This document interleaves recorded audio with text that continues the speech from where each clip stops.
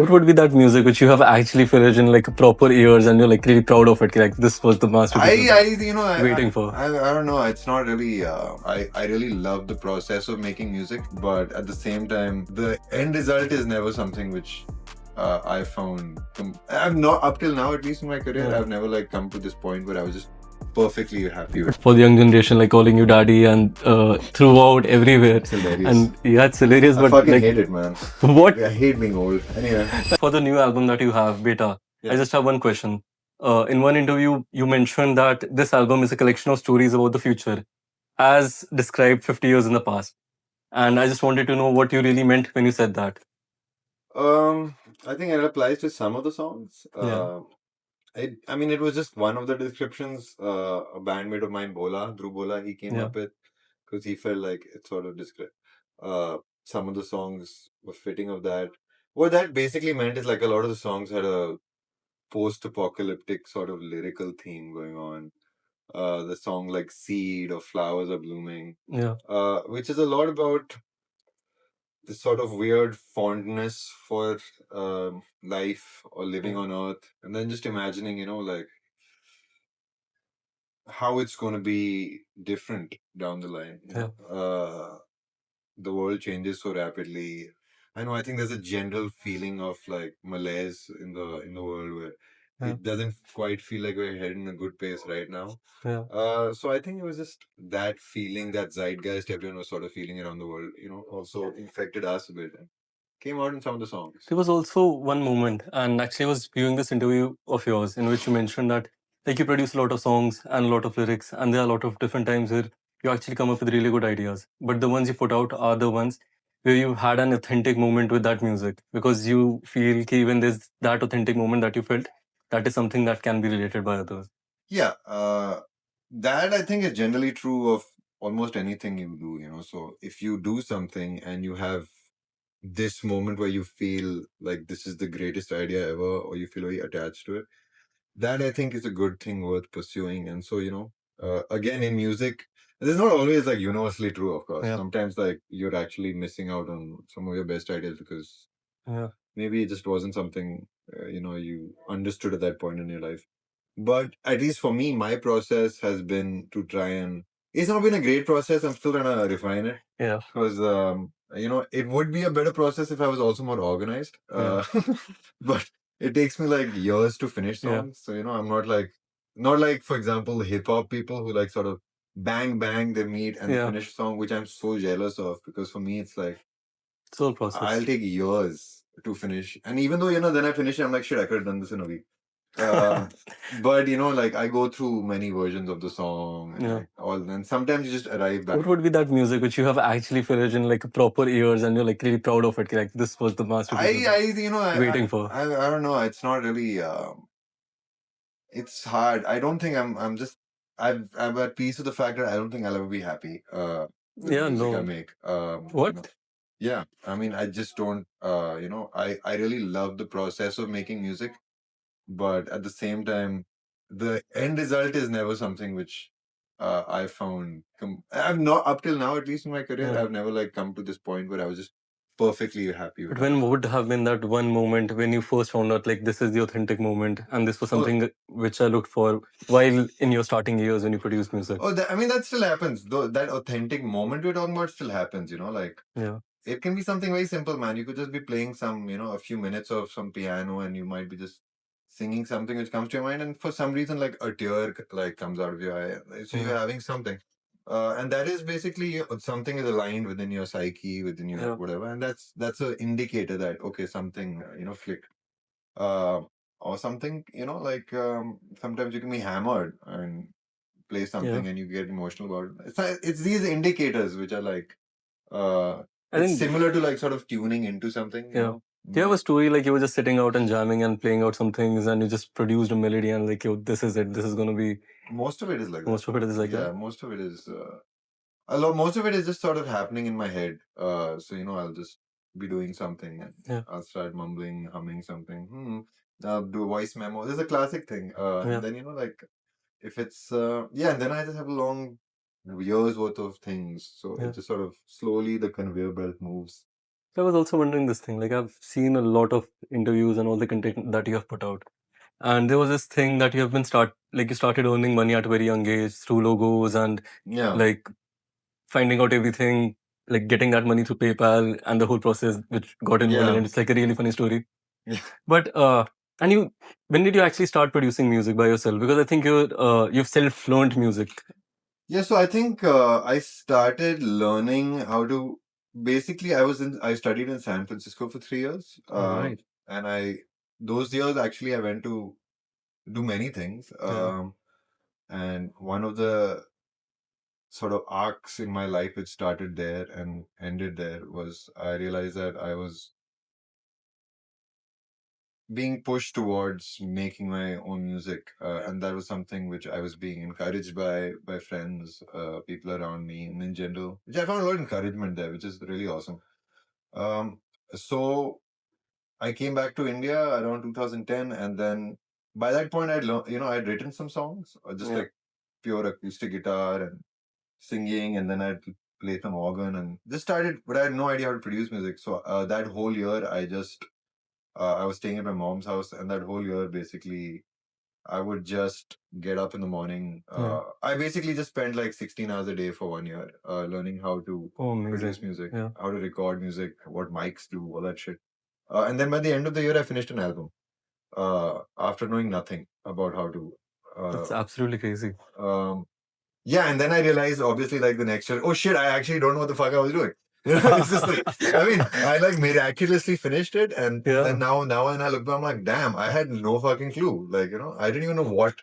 I was basically just operating purely off, which is now actually a very valuable skill, which I'm kind of trying to go backwards and hit, which Yeah. is pure instinct and pure like, how does it sound? Yeah. And now I've reached a point where I'm an overeducated person, where I've just, I went Yeah. so deep into it that now it's hard to go back to that like raw place. Complete instinct. Yeah. Um, so yeah, then it's funny. It's like a full circle. Now the practice is less about the technical aspect of it. It's more about how do I, disavow all the technical stuff and go back to just purely trying to listen Yeah. to it. Yeah. But when you start as a beginner and you learn everything, like sometimes people get lost in the way and they lose their motivation, but you've been driven. And you also mentioned that it really took time that you could actually pay all your bills through music. So what was it? What was the thing that kept you driven throughout the years, just producing music, just going back and like earning money on the side just to stabilize everything? Well, I think it helped was initially for the first few years of when I came back, at least until I turned 31, I think until I turned 31, between the ages of 23 to 31, Yeah. I basically lived off 15,000 rupees a month. Oh. And just, I don't even know how that happened. Now I look back, it's ridiculous. But like my rent was 7,000 rupees. Yeah. So this Sharing and no, I had no sharing. It was just a Barsati. holy shit. It was the size of this, basically. But I had a table, I had a bed. I loved it. I mean, it was a See, cool but time. that's also determination because a lot of parents and a lot of other people will be like, oh, you're earning, like maybe you should switch or something. And My mom was those awesome. So thoughts. she was like, I know you figured it out.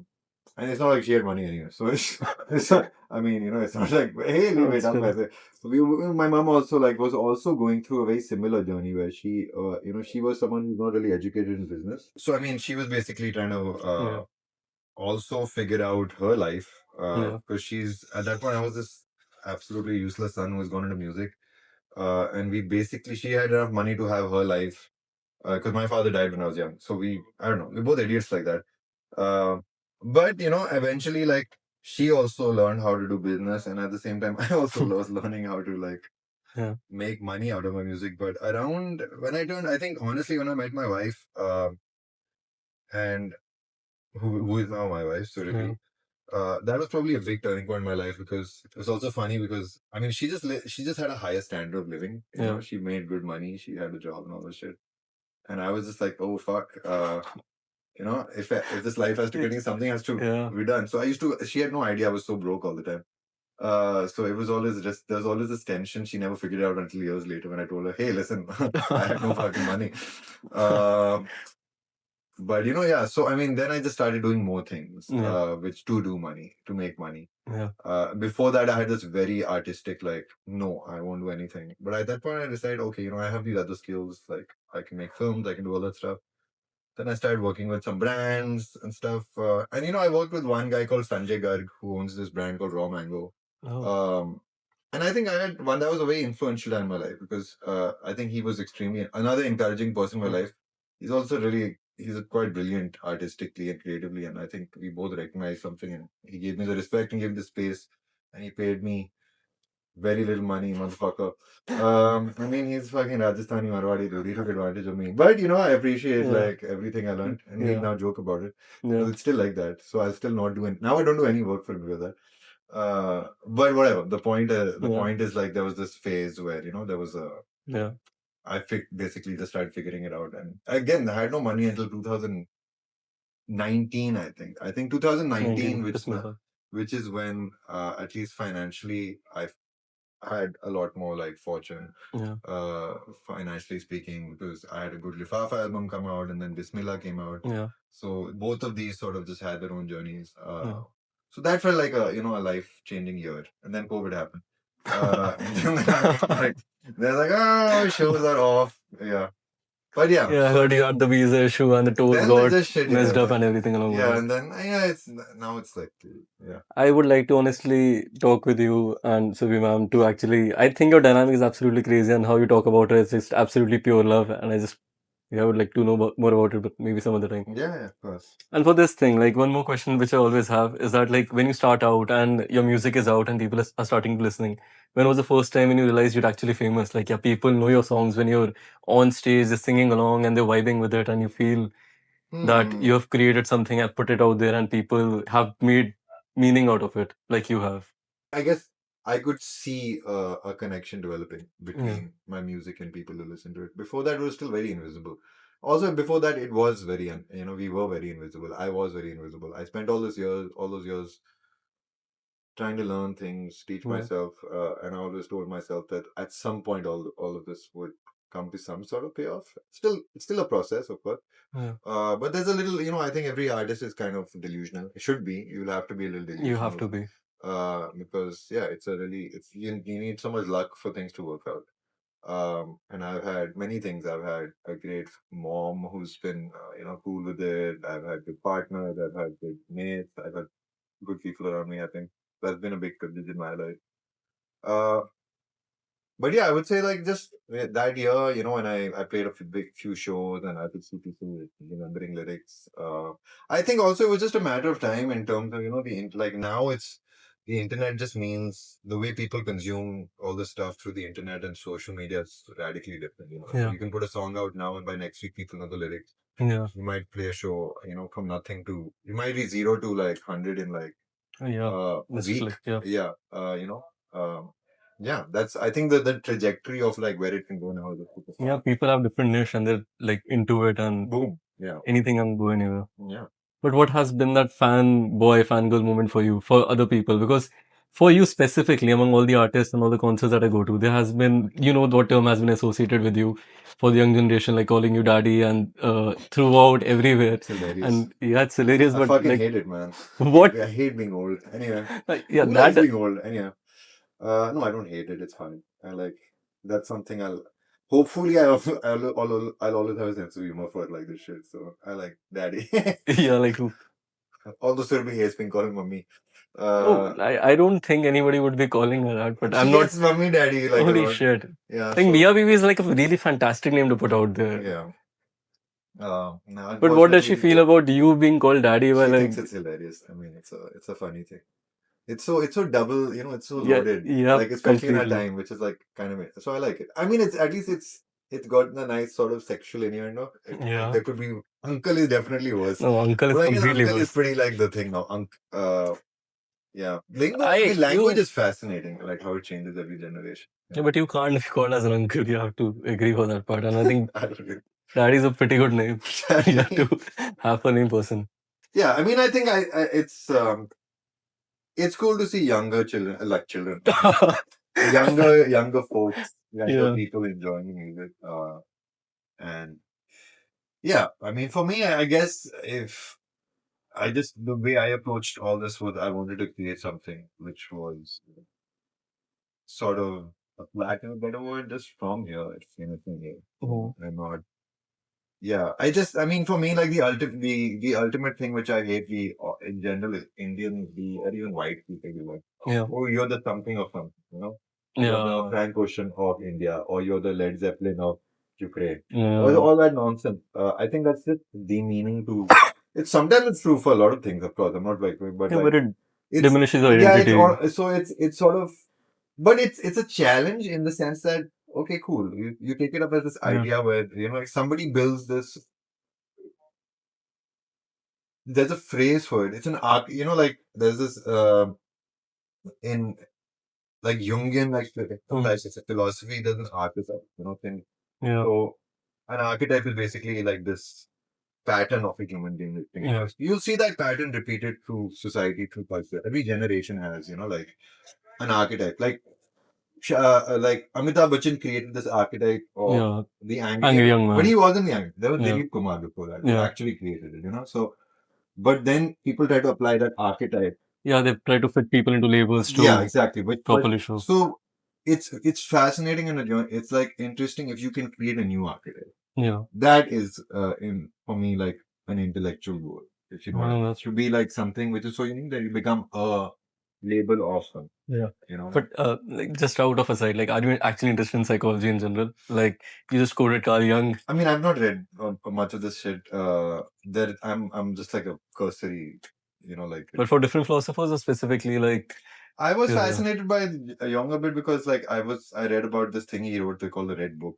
yeah, which I thought was very interesting. Which I'm not sure if I've read that one. the Red Book is mostly like this. So I think at some point in his later career or Yeah. something he went in the state, and I don't. This is not like don't quote me exactly. This is my rough ass story, Yeah. which is I think he went and lived in a forest for a few years. And he just went really deep. I don't know if he did drugs or not, if possible. Yeah. But he just went in, apparently, he just went and stayed by himself and he really went quite inward then. Yeah. Apparently, he went through his own sort of journey and Yeah. stuff.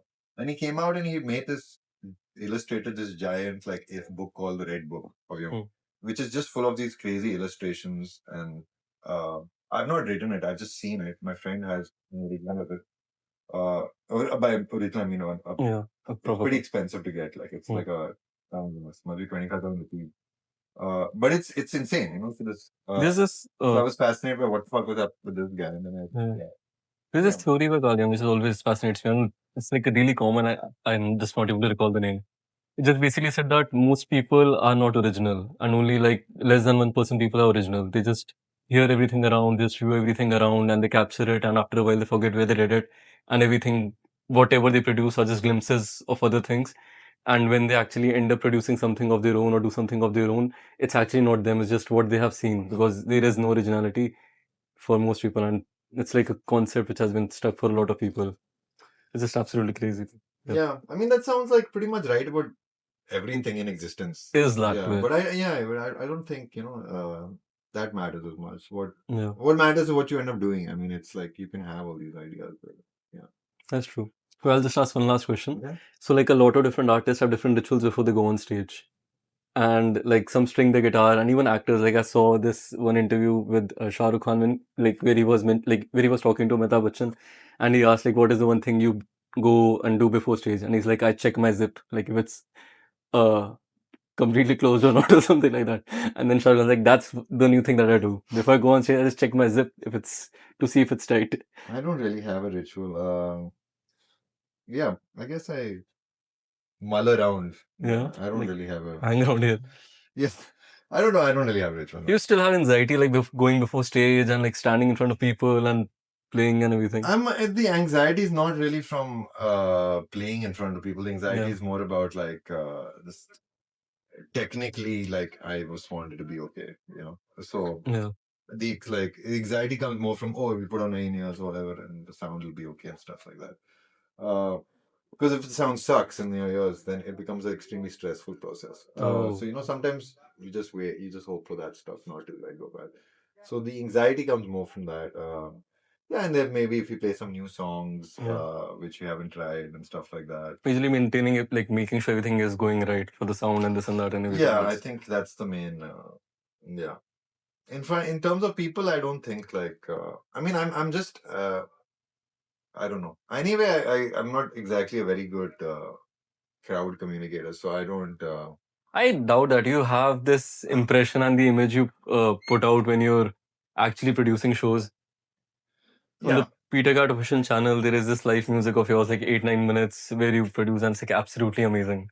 Yeah, I don't know. Sometimes it happens, sometimes it doesn't. It Yeah. probably depends on how hammered I am.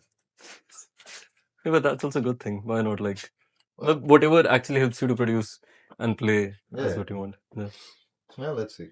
Sometimes it's good, sometimes it ain't. Yeah. Anyhow, we can end this here. Thank you so much Sure, for man. having a conversation. I'll contact you again once time to have a proper conversation with you. Sure. That's all right. Thank you.